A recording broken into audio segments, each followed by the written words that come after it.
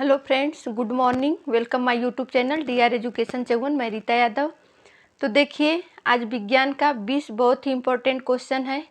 जो भी आप super TET, UP TET, C TET, KVS किसी भी वैकेंसी की तैयारी कर रहे हैं, सब जगह यहाँ से क्वेश्चन पूछा जाता है। तो आप लोगों से मैं ये बता दूँ कि विज्ञान के इससे पहले 2 क्लास में क्वेश्चन करा दिया गया है। जो लोग नहीं देखे हैं, हमारे यूट्यूब चैनल DR एजुकेशन चौवन बाई रीता यादव सर्च करके आप लोग देख सकते हैं। कम क्वेश्चन है, लेकिन बहुत ही सिलेक्टेड क्वेश्चन रखे गए हैं और आप लोगों का जो भी एग्ज़ाम है उसे ध्यान में रख के क्वेश्चन तैयार किया गया है। देखिए, बहुत ही इम्पोर्टेंट क्वेश्चन है। क्वेश्चन शुरू होने से पहले जो लोग मेरे चैनल को सब्सक्राइब नहीं किए हैं, एक बार सब्सक्राइब कर दीजिए, लाइक कर दीजिए और शेयर कर दीजिए। देखिए, फर्स्ट क्वेश्चन क्या है। हम विज्ञान का रिवीजन कर रहे हैं, थ्योरी नहीं करा रहे हैं। थ्योरी हम कभी कराएंगे, लेकिन जो क्वेश्चन है, जहाँ से क्वेश्चन ज़्यादा पूछे जाते हैं, वे क्वेश्चन हम करा रहे हैं। तो देखिए, पहला क्वेश्चन क्या है। विद्युत बल्ब के अंदर कौन सी गैस भरी होती है। तो विद्युत बल्ब के अंदर नाइट्रोजन और आर्गन 2 गैस भरी होती है। कौन कौन सी? नाइट्रोजन और आर्गन। नेक्स्ट क्वेश्चन देखिए क्या है। जब लोहे पर जंग लग जाता है तो उसके वजन पर क्या फ़र्क पड़ता है। तो आप लोगों को पता होगा कि जो लोहा होता है उसमें अगर जंग लग जाती है तो उसके भार में क्या होता है? बढ़ोतरी होती है, यानी लोहे का जो भार होता है वे बढ़ जाता है। नेक्स्ट क्वेश्चन देखिए। नेक्स्ट क्वेश्चन, किस धातु की मिलावट से बनी मिश्र धातु को संलयन या सरस कहते हैं। तो किस धातु की मिलावट को मिश्र धातु या संलयन या सरस कहते हैं। तो पारा, जो पारा धातु होती है उसकी मिलावट जब होती है तो उसे हम संलयन या सरस कहते हैं। नेक्स्ट क्वेश्चन देखिए क्या है। वायुमंडल में किस गैस की उपस्थिति के कारण पीतल के रंग जो होता है वो फीका हो जाता है। तो वायुमंडल में कौन सी गैस उपस्थित होती है जिसके कारण जो पीतल का रंग होता है वो फीका हो जाता है। तो हाइड्रोजन सल्फाइड के कारण। हाइड्रोजन सल्फाइड के कारण जो कि वायुमंडल में पाई जाती है, इसके कारण जो होता है पीतल का रंग फीका हो जाता है। नेक्स्ट क्वेश्चन देखिए क्या है। भूरा कोयला किस प्रकार के कोयलों को कहते हैं। तो जो भूरा कोयला है वो लिग्नाइट कोयला को कहते हैं। कोयला 4 प्रकार का होता है। हम आज के क्लास में सिर्फ जो क्वेश्चन है उसी का आंसर बता रहे हैं। फिर आप लोगों को अगले क्लास में हम बता देंगे कि जो कोयला होता है कितने प्रकार का होता है, कौन कौन होता है, कहाँ पाया जाता है, सब हो जाएगा। तो भूरा कोयला किस प्रकार के कोयलों को कहते हैं। तो लिग्नाइट कोयले को भूरा कोयला कहते हैं। अगला क्वेश्चन देखिए क्या है। बैटरी रासायनिक ऊर्जा को किस ऊर्जा में परिवर्तित करता है। तो बैटरी जो होती है रासायनिक ऊर्जा को विद्युत ऊर्जा में परिवर्तित करता है। किस ऊर्जा में परिवर्तित करता है? विद्युत ऊर्जा में परिवर्तित करता है। देखिए, जो भी क्वेश्चन है बहुत ही सिलेक्टेड क्वेश्चन तैयार किए गए हैं। सभी एग्जाम में आप लोगों का यहाँ से बहुत ही हेल्प होगा। तो मेरे चैनल को आप लोग ज़रूर सब्सक्राइब करिए। देखिए अगला क्वेश्चन क्या है। बारिश से पहले बादल काला क्यों हो जाता है। बारिश से पहले जो बादल होते हैं वे काला क्यों हो जाते हैं, इसका रीज़न क्या है। तो आप लोग आज जान जाइए कि उसका रीज़न क्या है। हम जानते हैं कि बादलों में पानी की असंख्य छोटी छोटी बूंदें होती हैं। कुछ बादलों में इन बूंदों की संख्या बहुत अधिक होती है, तो कुछ जो होती हैं कई बादलों में बहुत कम होती है। अगला पॉइंट देखिए, इसमें क्या है। कुछ बादल जो होते हैं सफ़ेद रंग के दिखाई देते हैं, तो कुछ काले या भूरे रंग के दिखाई देते हैं। बरसने वाले बादल आमतौर पर क्या दिखाई देते हैं? काले दिखाई देते हैं, जो बरसने वाले बादल होते हैं। देखिए अगला पॉइंट इसमें क्या है। इसका जो मुख्य कारण क्या है।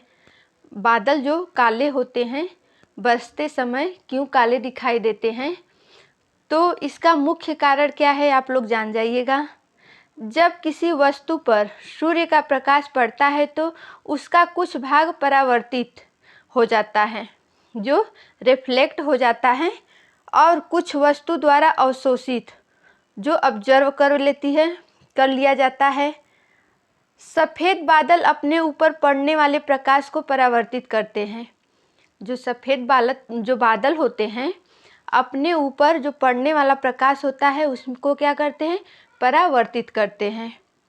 यदि कोई बादल उस पर पड़ने वाले प्रकाश को पूरी तरह अवशोषित कर लेती है तो वह काले रंग के दिखाई देती है। वास्तव में जो काला रंग कोई रंग नहीं है। जो काला रंग है वो कोई रंग नहीं है। प्रकाश के 7 रंग हैं। प्रकाश के कितने रंग होते हैं? 7 रंग होते हैं। जब किसी वस्तु द्वारा अवशोषित कर लिए जाते हैं तो उस वस्तु का रंग काला दिखाई देता है। क्या होता है? जब किसी वस्तु द्वारा अवशोषित कर लिए जाते हैं तो उस जो वस्तु का रंग क्या होता है? काला दिखाई देता है। नेक्स्ट पॉइंट इसमें देखिए क्या है। जो बादल सूर्य के प्रकाश को परावर्तित कर देते हैं वे सफ़ेद दिखाई देते हैं, लेकिन जो प्रकाश को अवशोषित कर लेते हैं वे काले दिखाई देते हैं। बरसने वाले बादलों में पानी की असंख्य बूंदें होती हैं। वहाँ घनत्व होता है, यहाँ थोड़ा सा मिस्टेक हो गया है, ज़्यादा होता है, जो प्रकाश के सभी रंगों को अवशोषित कर लेती है। इसीलिए बरसने वाले बादलों का रंग काला दिखाई देता है। नेक्स्ट पॉइंट देखिए क्या है। आकाश में जब ऐसे बादलों की संख्या असंख्य होती है तो दिन में भी अंधकार हो जाता है। बताया गया है कि आकाश में जब ऐसे बादलों की संख्या अधिक हो जाती है तो दिन में भी क्या होता है? अंधकार दिखाई देता है, क्योंकि ये बादल सूर्य के प्रकाश को अवशोषित कर लेते हैं और उसे धरती पर नहीं आने देते हैं। अगला क्वेश्चन देखिए क्या है। देखिए 20 क्वेश्चन रखा गया है, लेकिन बहुत ही सिलेक्टेड क्वेश्चन है। आप लोगों के एग्जाम में यहाँ से क्वेश्चन ज़रूर 1-2 क्वेश्चन देखने को मिलेगा। तो विज्ञान की आज 3rd क्लास है, इससे पहले 2 क्लास हो गई है। तो देखिए अगला क्वेश्चन, सापेक्षता का सिद्धांत। जो सापेक्षता का सिद्धांत थ्योरी ऑफ जो है रिलेटिविटी, इस किस वैज्ञानिक ने दिया था? तो सापेक्षता का जो सिद्धांत है आइंस्टीन ने दिया है। कौन दिया है? आइंस्टीन ने दिया है। जो 4 ऑप्शन होते हैं वैसे हम क्वेश्चन कराते, लेकिन वैसे कराने में क्लास बहुत लंबी हो जा रही है। देखिए अगला क्वेश्चन क्या है। कौन सा अधातु कमरे के ताप पर तरल अवस्था पर पाया जाता है? तो कौन सा अधातु होता है जो कमरे के ताप पर तरल अवस्था में? तो ब्रोमीन होता है। कौन होता है? ब्रोमीन होता है, जो कमरे के ताप पर तरल अवस्था में पाया जाता है। नेक्स्ट क्वेश्चन देखिए, रॉकेट किस सिद्धांत पर कार्य करता है? तो जो रॉकेट होता है न्यूटन के गति का 3रा नियम है। किस सिद्धांत पे कार्य करता है? न्यूटन की गति के 3रा नियम पे ये सिद्धांत कार्य करता है। कौन? रॉकेट। अगला क्वेश्चन देखिए, क्लोरोफिल जिसे कि हरित लवक में कौन सा धातु पाया जाता है? तो क्लोरोफिल में मैग्नीशियम पाया जाता है। क्या पाया जाता है? मैग्नीशियम पाया जाता है। पूछ देगा मैग्नीशियम किस में पाया जाता है? तो क्लोरोफिल में पाया जाता है। नेक्स्ट क्वेश्चन देखिए, पेंसिल में निम्न में से कौन सा पदार्थ प्रयोग होता है? जो पेंसिल होती है उसमें कौन सा पदार्थ प्रयोग होता है? तो ग्रेफाइट। ग्रेफाइट का प्रयोग हम कहाँ करते हैं? पेंसिल में करते हैं। नेक्स्ट क्वेश्चन देखिए, आधुनिक आवर्त सारणी में पहला उपधातु कौन सा है? तो आधुनिक आवर्त सारणी में पहला उपधातु बोरोन है। क्या है? बोरोन है। आधुनिक आवर्त सारणी में पहला उपधातु बोरोन है। नेक्स्ट क्वेश्चन देखिए, यूरेनियम का परमाणु क्रमांक कितना होता है? तो यूरेनियम का जो परमाणु क्रमांक होता है वे 92 होता है। कितना होता है? 92 होता है। किसका? यूरेनियम का परमाणु क्रमांक।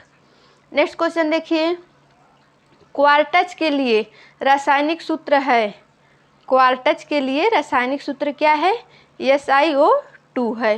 SiO2 क्या है? क्वार्टज के लिए रासायनिक सूत्र है। ये किस में प्रयोग किया जाता है? तो घड़ी में प्रयोग किया जाता है। घड़ी का रासायनिक सूत्र पूछे क्या होता है? तो SiO2 होता है।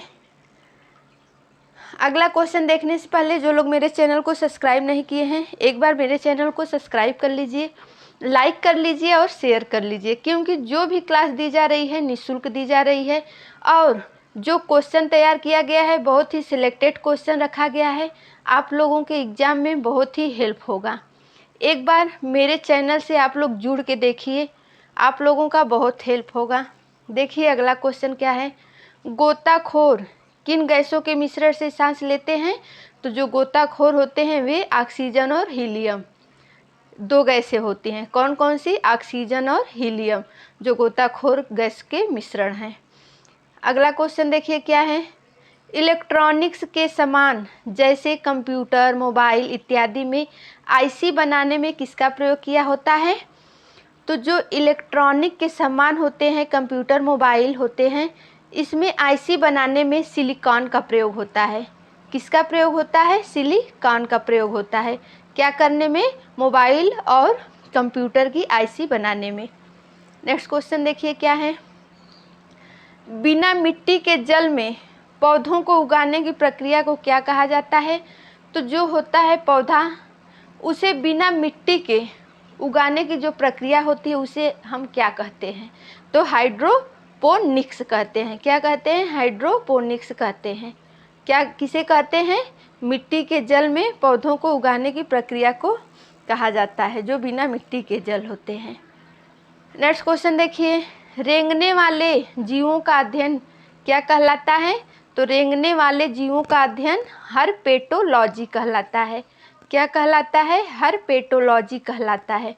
जो रेंगने वाले जीव होते हैं उसका अध्ययन जो होता है हर्पेटोलॉजी कहलाता है। नेक्स्ट क्वेश्चन देखिए, धातुओं को जोड़ने में की जाने वाली गैस वेल्डिंग में कौन सी गैस प्रयोग में आती है? तो जो धातुएं होती हैं उसे जोड़ने में जब ओल्डिंग होता है उसका, तो उसमें किस गैस का प्रयोग होता है? तो एसिटाइलिन का होता है और ऑक्सीजन का होता है। किसका होता है? एसिटाइलिन का होता है और ऑक्सीजन का होता है। दो गैसों का प्रयोग होता है। तो आज जो साइंस विज्ञान के 20 क्वेश्चन, बहुत ही इम्पोर्टेंट क्वेश्चन, सेलेक्टेड क्वेश्चन रखे गए थे आप लोगों के एग्ज़ाम के लिए। तो आप लोग क्लास को शुरू से लास्ट तक देखिएगा, आप लोगों का बहुत ही हेल्प होगा। तो मेरी क्लास अगर आपको पसंद आई हो तो मेरे चैनल को आप लोग सब्सक्राइब कीजिए, लाइक कीजिए और शेयर कीजिए। जो भी क्लास दी जा रही है निःशुल्क दी जा रही है, और जो क्वेश्चन है, क्योंकि बहुत ज़्यादा लंबी क्लास या बहुत ज़्यादा क्वेश्चन एक क्लास में नहीं कराया जाता है। छोटी छोटी क्लास है लेकिन बहुत ही इम्पोर्टेंट है। जो क्वेश्चन है बहुत ही इम्पोर्टेंट क्वेश्चन है। तो आज के क्लास में इतना ही, कल मिलते हैं। तब तक के लिए नमस्कार, बाय, टेक केयर। आप लोग जहाँ रहिए अच्छे रहिए।